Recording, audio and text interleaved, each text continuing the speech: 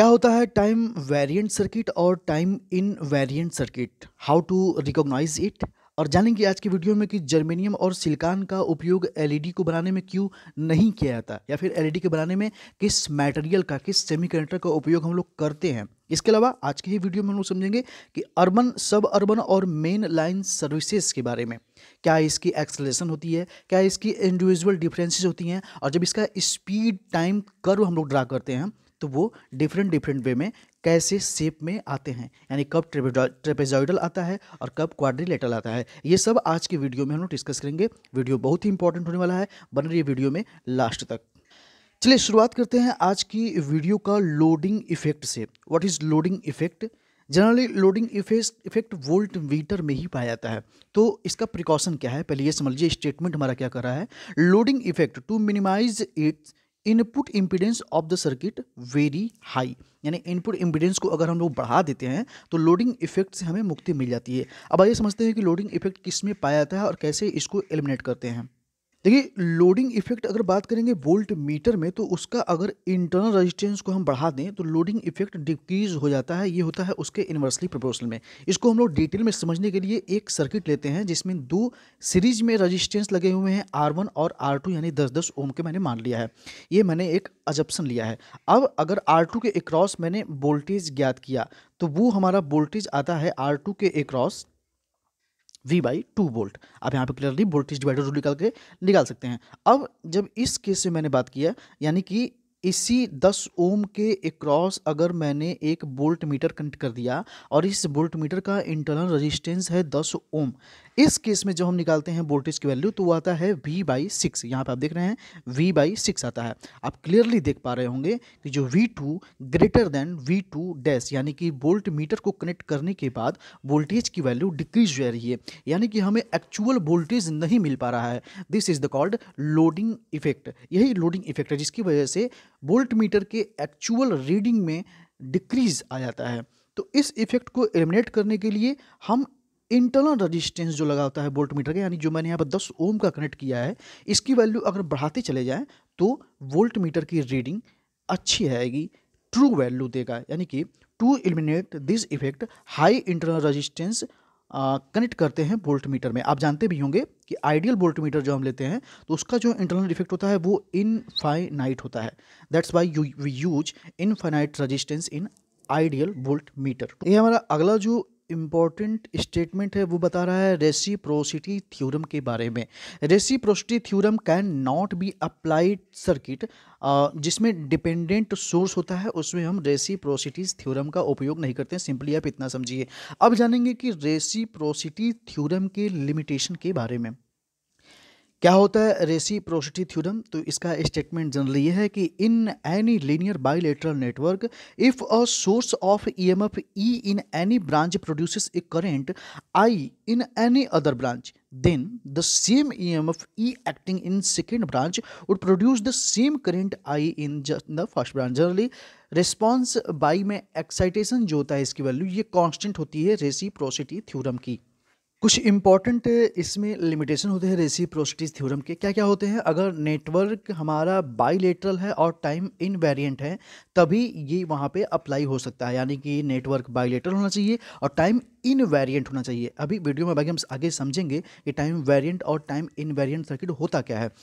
और इसके अलावा जो इसमें लिमिटेशन होती है वो होता है कि इसमें जो सोर्स हम प्रेजेंट होता है, यानी रेसिप्रोसिटी थ्योरम में only applicable when single source is applicable in the network. अगर मेनी सोर्स है, मल्टी सोर्सेज है, तब भी ये थ्योरम वहाँ पे अप्लाई नहीं होता है। और पैसिव एलिमेंट लाइक आरएलसी लगे हुए कंडीशन में रेसिप्रोसिटी थ्योरम वहाँ पे एप्लीकेबल होता है। देखिए, अगर हमें डी फ्लिप फ्लॉप ज्ञात करना है जेके फ्लिप फ्लॉप से, तो जेके फ्लिप फ्लॉप में के इक्वल टू जे बार कर देने पे हमें डी फ्लिप फ्लॉप प्राप्त हो जाता है। उसी प्रकार से अगर हमें टी फ्लिप फ्लॉप प्राप्त करना है जेके फ्लिप फ्लॉप से, यानी टॉगल फ्लिप फ्लॉप या प्राप्त करना है जेके फ्लिप फ्लॉप से, तो जेके फ्लिप फ्लॉप में जे इक्वल टू के कर देते हैं। उस कंडीशन में हमें टी फ्लिप फ्लॉप प्राप्त हो जाता है। क्या होता है फ्लिप फ्लॉप? देखिए, फ्लिप फ्लॉप एक बेसिक स्टोरिंग डिवाइस होता है जो इंफॉर्मेशन को स्टोर करता है। ये लॉजिक गेट्स के कॉम्बिनेशन से बना होता है।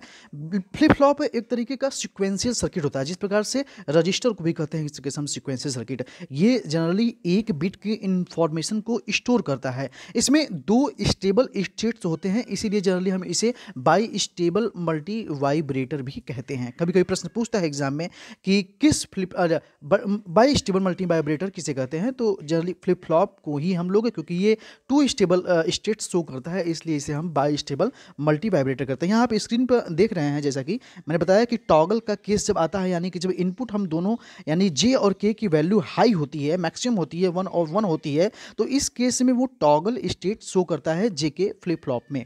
आगे वीडियो में कुछ हम लोग इंपॉर्टेंट फार्मूला डिस्कस करेंगे। Velocity of propagation of transmission line का फार्मूला है v=1/√LC, जहाँ पे हमारा L इंडक्टेंस है और C जो है वो कैपेसिटेंस है।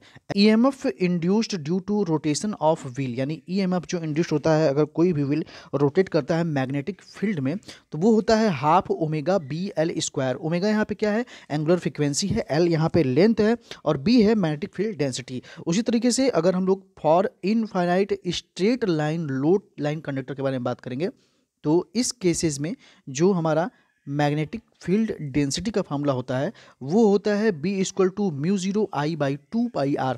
और अगर हम सर्कुलर कंडक्टर ले लेते हैं क्वाइल का, तो वहाँ पे जो मैग्नेटिक फील्ड डेंसिटी फार्मूला होता है वो B=μ0I/2r होता है। यानी इस फार्मूले में बाई में पाई होता है, लेकिन सर्कुलर केस में बाई में केवल रेडियस होता है, वो 2 के मल्टीप्लाई में होता है।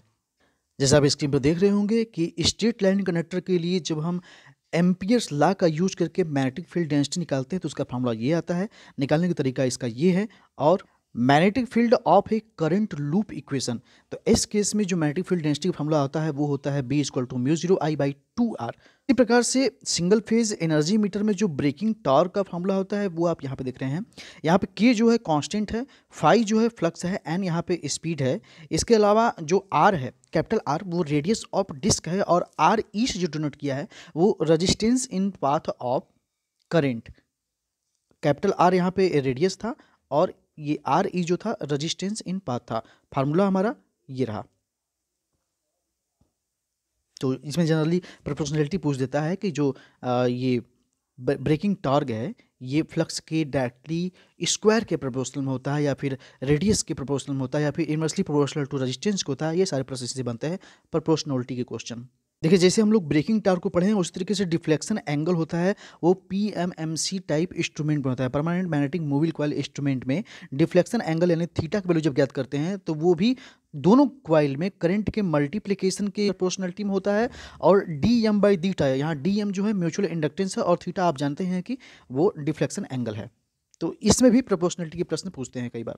जो मेंटेनेंस फैक्टर होता है वो हमेशा उसकी वैल्यू 1 से कम होती है, और डिप्रिसिएशन फैक्टर की वैल्यू हमेशा 1 से ज़्यादा होती है। देखिए, जो मेंटेनेंस फैक्टर होता है वो illumination under normal working condition और illumination when everything is clean, इन दोनों का रेशियो होता है। यानी नॉर्मल इल्यूमिनेशन बाई में एक्चुअल इल्यूमिनेशन का रेशियो जो होता है वो होता है मेंटेनेंस फैक्टर। जनरली इसकी वैल्यू 0.4 से 0.8 के बीच में आती है, इसलिए इसको हम कहते हैं कि ये हमेशा 1 से कम होता है। और इसके जस्ट अपोजिट में, मेंटेनेंस फैक्टर के अपोजिट में ही डिप्रिसिएशन फैक्टर होता है, जिसकी वैल्यू हम लोग 1.2 या फिर 1.25 के अप्रॉक्स में आती है। इसलिए कहते हैं कि डिप्रिसिएशन फैक्टर की वैल्यू हमेशा 1 से ज़्यादा होती है। अब जानेंगे कुछ अर्थिंग के बारे में कि वो किस किस सिचुएशन में यूज होते हैं। जैसे हॉरिजॉन्टल स्ट्रिप अर्थिंग का उपयोग हम लोग suitable for Rocky earth area में ही करते हैं। इसके अलावा रॉड अर्थिंग का उपयोग सैंडी एरिया में करते हैं। प्लेट अर्थिंग होता है जिसका उपयोग हम लोग larger station and transmission line में करते हैं। पाइप अर्थिंग को बात करें तो इसका भी उपयोग हम लोग ड्राई या रॉकी सॉइल में करते हैं, या फिर ऑर्डिनरी साधारण सॉइल में भी इसका उपयोग करते हैं। रॉड अर्थिंग को ही हम लोग फायर अर्थिंग के रूप में भी जानते हैं। अब आइए आज की वीडियो में सबसे इम्पॉर्टेंट पॉइंट यानी कि टाइम वेरिएंट और टाइम इनवेरिएंट सर्किट के बारे में पूरी तरीके से हम लोग एनालिसिस करेंगे। सबसे पहले डेफिनेशन जान लेते हैं। Time variant, a system is time variant if it's input of characteristic changes with time, यानी टाइम के साथ अगर किसी का कैरेक्टरिस्टिक चेंज होता है वो टाइम वेरिएंट सिस्टम या सर्किट होता है। उसी तरीके से टाइम इनवेरिएंट सर्किट जो होता है, a system is time invariant when its input या output characteristic do not change with shift of time. Time के साथ जो चेंज नहीं होगा उसे टाइम इनवेरिएंट कहेंगे। बहुत ज़्यादा इसमें कुछ नहीं है, लेकिन एक डेफिनेशन आपने समझ लिया है। अब इसे हम लोग प्रैक्टिकली देख के समझेंगे कि टाइम वेरिएंट और टाइम इनवेरिएंट फंक्शन को, सिस्टम को कैसे हम समझते हैं कि वो वेरिएंट है और टाइम इनवेरिएंट है। एक एग्जांपल तो समझिए, अगर मान लीजिए कोई पंखा हमारा एन स्पीड से चल रहा है और अगर हम कुछ वर्षों बाद अगर उसका स्पीड मेजर करते हैं और वो जो प्रारंभ में पंखा चला था उसकी स्पीड के अगर समान उसका स्पीड आ रहा है तो वो हमारा टाइम इनवेरिएंट सर्किट आएगा। अगर स्पीड में कमी होती है तो वो टाइम वेरिएंट कहलाता है। चलिए एक एग्जाम्पल पे के तौर पर समझते हैं कि टाइम वेरिएंट और टाइम इनवेरिएंट फंक्शन को पहचानते कैसे हैं। मान लीजिए हमारा एग्जाम्पल ये है y of t is equal to x of two t minus x of t minus t. इस फंक्शन को पहचानना है कि ये टाइम वेरिएंट है या टाइम इनवेरिएंट है। पहले स्टेप में हम लोग क्या करते हैं कि इनपुट सिग्नल डिले बाई के, यानी जहाँ भी एक्स ऑफ टी होगा वहाँ पे हम x of t minus k put up कर देंगे। देखिए वाई डैश टी की वैल्यू जब मैंने निकाला है तो जहाँ जहाँ एक्स ऑफ टी है वहाँ वहाँ मैंने x of t minus k put up कर दिया है। यहाँ आप देख रहे हैं x of two t minus k कर दिया है और x of t minus one minus k कर दिया है। इस प्रकार से हमारा जो पहला इक्वेशन बन के आता है वो ये आता है। और सेम जब सेकेंड स्टेप में हम जाएंगे तो हम आउटपुट को डिले करेंगे के से, यानी जहाँ भी हमारा टी फैक्टर आएगा वहाँ पे हम लोग टी माइनस के पुटअप कर देंगे। यहाँ आप देख रहे हैं फंक्शन हमारा वही है। वहाँ जब हमने वाई डबल डैश टी निकाला है तो एक्स ऑफ टू, यहाँ आप देख रहे हैं टी को मैंने टी माइनस के से एलिमिनेट कर दिया है। तो फंक्शन हमारा जो बन के फाइनल आएगा वो ये आएगा। अब हम जब दोनों फंक्शन में कंपेरिजन करते हैं, यानी इस वाला फंक्शन वाई डैश टी और वाई डबल डैश टी को, तो आप देख रहे हैं क्लियरली यहाँ पे जो दोनों की एग्जैक्ट वैल्यू है ये दोनों असमान है। यानी यहाँ पे टू टी माइनस के है लेकिन यहाँ पे टू टी माइनस टू के है। तो सिंपली आप ये समझिए कि y dash t is not equal to y double dash t. अगर ये कंडीशन फॉलो करता है तो वो सर्किट टाइम वेरिएंट होगा, यानी वो टाइम के साथ बदल रहा है। एक और एग्जांपल लेंगे हम लोग, y of t equal to i square of t. यहाँ पे जब मैंने वाई डैश टी यानी इनपुट में जब मैंने डिले किया है के से, के फैक्टर से, तो आई स्क्वायर के माइनस टी हो गया है। वाई डबल डैश टी जब इसका निकालेंगे यानी आउटपुट में जब के फैक्टर से हम लोग इसको डिले करेंगे तो इसकी भी वैल्यू आई स्क्वायर टी माइनस के ही आएगी। यानी आप देख रहे हैं दोनों की इक्वल वैल्यू आ रही है। ऐसे सर्किट को हम लोग टाइम इनवेरिएंट कहेंगे, यानी इसमें समय के साथ कोई भी परिवर्तन नहीं हो रहा है। अब जानेंगे जेफिट और मॉसफेट के बारे में। जेफिट में जो जंक्शन होता है वो केवल एक होता है और मॉसफेट में कुल दो जंक्शन होते हैं। जेफिट एक मेजॉरिटी चार्ज के लिए डिवाइस होता है। इसका टेम्परेचर कोफिशिएंट जो होता है वो नेगेटिव होता है। इसका इनपुट इम्पीडेंस जो होता है मॉसफेट की तुलना में थोड़ा कम होता है। और जेफिट जो होता है ये इनहेंस मोड में वर्क नहीं करता, केवल डिप्लेक्शन मोड में ही वर्क करता है। देखिए जेफिट जो होता है वो नॉर्मली ऑन डिवाइस होता है और मॉसफेट नॉर्मली ऑफ डिवाइस होता है। इसमें कुल 3 टर्मिनल होते हैं और मॉसफेट में भी 3 या 4 टर्मिनल होते हैं। इसमें जनरली हम लोग क्वेश्चन पूछेगा तो 4 टर्मिनल मारेंगे क्योंकि इसमें सबट्रैक्टर एक टर्मिनल बढ़ जाता है। इसमें एक जंक्शन होता है और इसमें कुल 2 जंक्शन होते हैं। इनपुट इम्पीडेंस इसका हाई होता है और इसका वेरी हाई, यानी उसकी तुलना में थोड़ा ज़्यादा होता है जेफिट के कंपेरिजन में। इसमें जो गेट करंट की वैल्यू होती है वो ज़्यादा होती है और मॉसफेट में गेट करंट की वैल्यू थोड़ी कम होती है। Gate is not insulated from the channel, यानी चैनल से गेट इंसुलेटेड नहीं होता है। लेकिन मॉसफेट की तो यही पहचान ही है कि मॉसफेट में जो चैनल लगा होता है वो इंसुलेटेड होता है। देखिए इतना सब आप जान रहे हैं तो एक और चीज़ जान लीजिए कि आईजीबीटी में जो टर्मिनल होते हैं वो 3 होते हैं। कौन कौन से? अमीटर, कलेक्टर और गेट होते हैं। बड़ा कंफ्यूज करता है ये कि टर्मिनल कौन कौन से होते हैं। मॉसफेट में 4 टर्मिनल मैंने बताया, सोर्स, गेट, ड्रेन और एक सबट्रैक्टर भी इसमें ऐड होता है। बीजेटी में अमीटर, कलेक्टर और बेस होता है। तो ये आप इसमें कम से कम डिफरेंशिएट कर लीजिएगा कि कौन कौन से टर्मिनल किस में होते हैं। ये एग्जाम में कई बार पूछता है। अब आइए एक इंपॉर्टेंट क्वेश्चन और डिस्कस करेंगे कि सिलिकॉन और जर्मेनियम को हम लोग क्यों उपयोग नहीं करते हैं एलईडी को बनाने में। और उत्तर जान लीजिए कि एलईडी को किस मटेरियल से बनाया जाता है। ये गैलियम आर्सेनाइड होता है या गैलियम फॉस्फाइड होता है। ये 2 तरह के एलिमेंट के बारे में आप लोग जानते होंगे। एक होता है डायरेक्ट बैंड गैप सेमीकंडक्टर और होता है इनडायरेक्ट बैंड गैप सेमीकंडक्टर। जो डायरेक्ट बैंड गैप सेमीकंडक्टर होता है उसमें 99% लाइट होता है और 1% हीट होता है। लेकिन जो इनडायरेक्ट बैंड गैप होता है उसमें 99% हीट होता है और उसमें केवल 1% लाइट होता है। देखिए, जो डायरेक्ट बैंड गैप सेमीकंडक्टर होता है उसका प्रोपेगेशन कांस्टेंट, काइनेटिक एनर्जी और मोमेंटम ये कांस्टेंट होता है। लेकिन इसमें तीनों की वैल्यू वेरिएबल होती है। डायरेक्ट बैंड गैप में कुछ एलिमेंट होते हैं जिसको हम गैलियम आर्सेनाइड, गैलियम फास्फाइड और गैलियम आर्सेनिक फास्फाइड भी कहते हैं। और जो हमारा direct indirect band gap material होता है वो सिलिकॉन और जर्मेनियम होता है। अब आप क्लियरली यहाँ पे समझ गए होंगे कि क्यों हम लोग एलईडी में सिलिकॉन और जर्मेनियम का उपयोग नहीं करते हैं। क्यों? क्योंकि ये इनडायरेक्ट बैंड गैप मटेरियल होते हैं सिलिकॉन और जर्मेनियम, इसीलिए इसका उपयोग हम लोग नहीं करते। क्योंकि 99% तो इसका एनर्जी हीट को प्रोड्यूस करने में ही चला जाता है। लाइट केवल 1% ही प्रोड्यूस कर पाता है, जबकि डायरेक्ट बैंड गैप सेमीकंडक्टर जो होता है वो 99% लाइट प्रोड्यूस करता है और केवल 1% हीट ही प्रोड्यूस कर पाता है। सुपर नोड पूछता है कि सुपर नोड थ्योरम का उपयोग हम लोग कब करते हैं।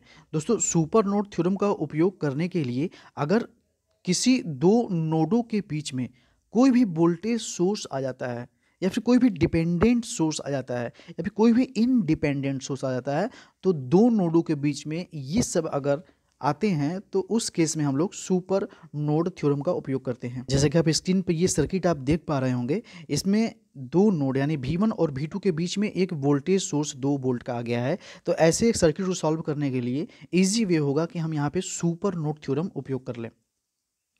एक इम्पॉर्टेंट प्रश्न मैं इस वीडियो में लिया हूँ डिजिटल इलेक्ट्रॉनिक्स का। अगर हमें एक्सेस 3 कोड या BCD कोड ज्ञात करना है तो वो हम लोग कैसे ज्ञात करेंगे। 235 ये मैंने डेसिमल नंबर ले रखा है। आइए देखते हैं कि कैसे इसका BCD कोड निकालते हैं और एक्सेस 3 कोड निकालते हैं। सबसे पहले जान लेते हैं एक्सेस 3 कोड के बारे में कुछ जनरल बातें। एक्सेस 3 कोड को इस तरीके से हम नोट करते हैं। ये एक नॉन वेटेड कोड होता है। It is a self complementary binary coded decimal यानी BCD कोड भी कहा जाता है इसी को। अब आते हैं अपने एग्जाम्पल पे। 235 डेसिमल नंबर को पहले हम बाइनरी नंबर में कन्वर्ट करते हैं। बाइनरी नंबर को ही कन्वर्ट करने को हम लोग BCD कोड कहते हैं। जनरली BCD में होता क्या है कि बाइनरी नंबर को ही हम 4 के डिजिट में रख देते हैं। यानी कि अगर हम 2 को 10, वैसे जनरली हमारा 2 की वैल्यू बाइनरी में होती है, लेकिन अगर 00 यानी कि 4 डिजिट में इसको कर देते हैं, ये होता है हमारा BCD नंबर। तो XS3 कोड कैसे निकलता है, तो BCD कोड में ही हम यहाँ पे 3 को ऐड कर देते हैं, यानी 0011 को हर डिजिट में ऐड कर देते हैं, तो वो हमारा XS3 कोड देता है। अब आइए समझते हैं सिलिकॉन कंट्रोल रेक्टिफायर में 3 इंपॉर्टेंट टर्म होते हैं। पहला फायरिंग एंगल, एक्साइटेशन एंगल और कंडक्शन एंगल। इनका डेफिनेशन क्या होता है इसके बारे में समझते हैं। बड़ा ही सिंपल तीनों का परिभाषा होता है, डेफिनेशन होता है। पहला फायरिंग एंगल, इसे हम लोग डिनोट करते हैं अल्फा से। फायरिंग एंगल को हम लोग कंडक्शन मोड भी कहते हैं, यानी कि the angle which device start it's conduction it's called firing angle. यानी उस एंगल पे जब डिवाइस कोई कंडक्शन मोड में आ जाता है उसे फायरिंग एंगल कहते हैं। एक्साइटेशन एंगल क्या होता है, वही हमारा जो कंडक्शन मोड को अगर स्टॉप कर देता है, इसे हम लोग बीटा डिवाइस करते हैं, तो वो एक्सटिंक्शन एंगल होता है। कंडक्शन एंगल क्या होता है, कंडक्शन एंगल को हम लोग गामा से डिनोट करते हैं, एक्सटिंक्शन एंगल को बीटा से डिनोट कर रहे थे। कंडक्शन एंगल क्या होता है, duration during which the device will be conduction mode, यानी कंडक्शन मोड के बीच में डिवाइस जब तक होती है उसे ही हम लोग कंडक्शन एंगल कहते हैं। इसे हम लोग गामा डिनोट करते हैं। तीनों में रिलेशन आप देख रहे हैं, gamma equal to beta minus alpha. देखिए, डाइलेक्ट्रिक कांस्टेंट जो होता है एसेप्टिक गैस का, वो 2 से 3 टाइम होता है एयर के।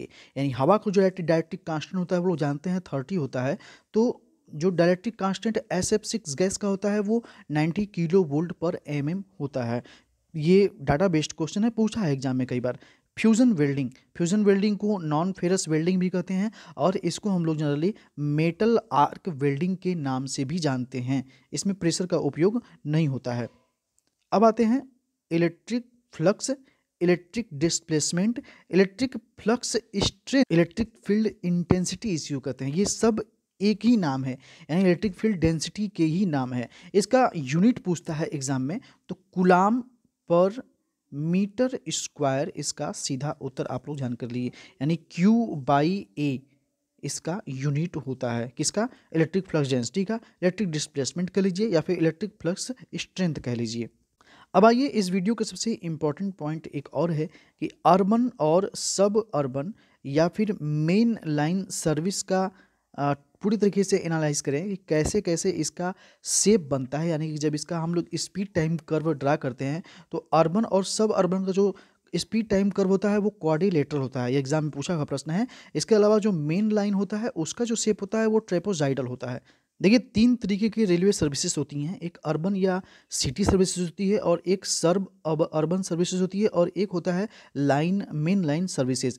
एक्सलेशन जो इसका होता है एग्जाम में कभी पूछा हुआ है कि अर्बन का 1.4 से 4 किलोमीटर पर आवर पर सेकेंड, ये इसका यूनिट भी पूछा हुआ है एग्जाम में कि एक्सलेशन या फिर रिटार्डेशन का क्या होता है यूनिट, किलोमीटर पर आवर पर सेकेंड होता है। और सब अर्बन का 1.4 से 4 और मेन लाइन का जो होता है 6 से 8 किलोमीटर पर आवर पर सेकेंड होता है। उसी प्रकार से इसका आप लोग रिटार्डेशन, मैक्सिमम स्पीड देख लीजिए और दोनों स्टेशन के बीच में डिस्टेंस देख लीजिए, यानी कि अर्बन का 1 किलोमीटर होता है, सब अर्बन का 1 किलोमीटर होता है, 1 से 8 किलोमीटर होता है, यानी अर्बन को ज़्यादा होता है, लेकिन मेन लाइन का जो होता है वो सबसे ज़्यादा, यानी 10 किलोमीटर से भी ज़्यादा होता है।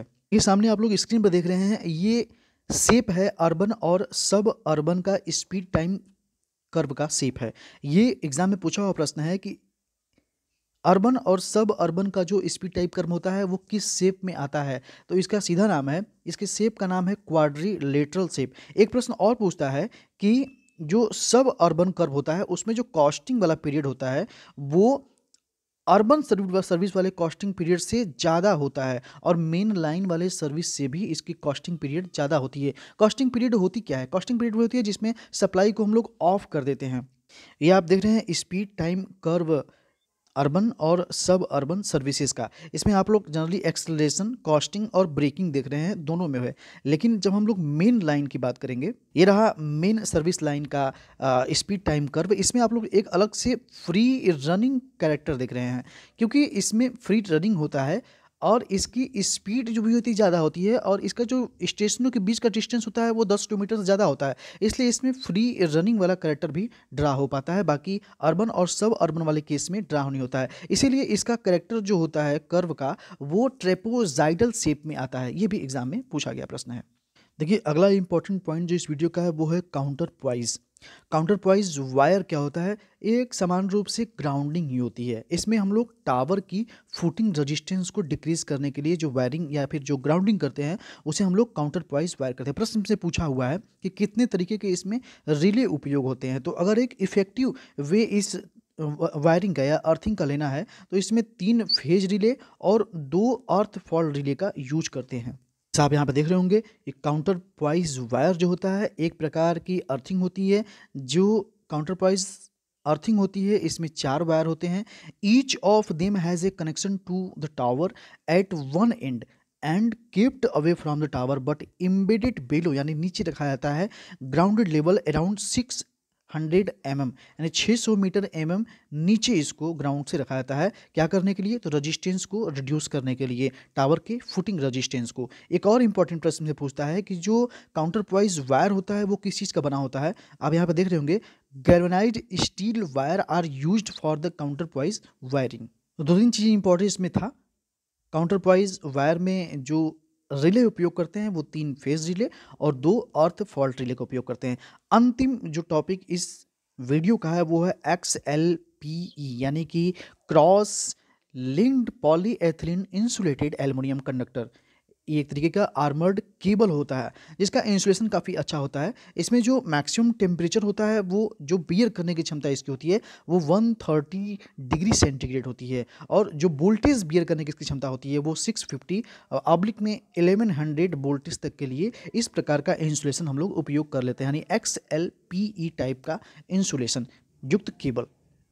तो आज का वीडियो हो चुका है यहीं पर समाप्त। मिलेंगे फिर से नए वीडियो में कुछ अलग से और इम्पॉर्टेंट टॉपिक्स को लेकर के। आज की वीडियो अगर आपको पसंद आया हो तो प्लीज़ वीडियो को लाइक करें और अगर आपको कोई भी इस वीडियो से रिलेटेड डाउट है तो उसे आप बेझिझक मुझसे पूछिए और कोई तरीके का किसी तरीके का सजेशन देना हो उसे अभी आप कमेंट बॉक्स में सिंपली लिख सकते हैं। मिलेंगे फिर से नए वीडियो में इलेक्ट्रिकल इंजीनियरिंग के लिए, तब तक के लिए जय हिंद, वंदे मातरम।